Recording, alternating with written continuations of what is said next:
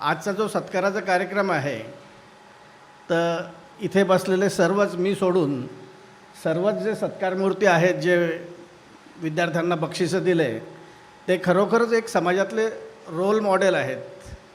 त्यांनी आपापल्या क्षेत्रामध्ये उल्लेखनीय कारकीर्द गाजवलेली आहे आणि त्यांच्या हस्ते सत्कार असणं हे खरोखरच अभिमानाची गोष्ट आहे. मी अनेक विद्यार्थ्यांच्या सत्कारांच्या कार्यक्रमाला जातो, अनेक समाजांमध्ये जातो, पण हा सोहळा जो होता तो खरोखरच अविस्मरणीय आहे.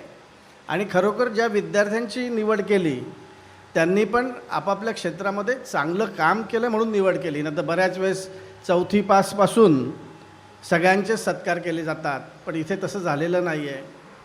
सर्वच विद्यार्थी जे आहेत, त्याच्यात माझे 2 भाचे आहे, आनंद दुसाने आणि सोनवणे. हे दोन्ही भाचे आपापल्या क्षेत्रामध्ये चांगलं काम केलेलं आहे. आमचा आनंद तर माझ्या मते सर्वात जास्त उच्च विभूषित असावा. तो CA झालेला आहे, फर्स्ट अटेम्प्टमध्ये CFA झालेला आहे. त्याने MCOM विथ डिस्टिंक्शन केलेलं आहे, नेट परीक्षा पास झाला आहे, PhD झालेला आहे आणि IIM बँगलोरला तो जाऊन आत्ताच शिक्षण घेऊन पूर्ण आलेला आहे.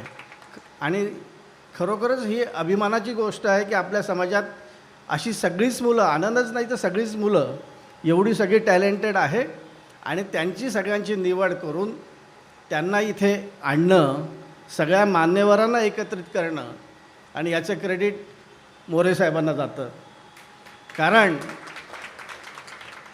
मोरे साहेब आज आले आणि ते त्यांच्या विनंतीला लोकांनी मान दिला असं नाही आहे, तर त्यांनी आधी करून दाखवलं आहे. त्यांनी समाजासाठी पूर्ण महाराष्ट्र पालथा घातला आहे. जन्मबंधाच्या निमित्ताने सगळ्या ठिकाणी ते गेलेले आहेत आणि त्यामुळे त्यांच्या शब्दाला आज समाजात मान आहे. आणि खरोखरच टाकसाळ साहेब ज्याप्रमाणे म्हणाले की अशा लोकांची आपल्याला गरज आहे.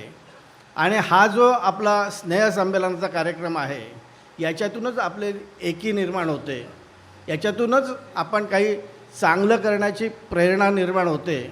आणि अशी प्रेरणा जर निर्माण झाली तर खरोखरच आपण समाजासाठी काहीतरी चांगलं करू शकतो.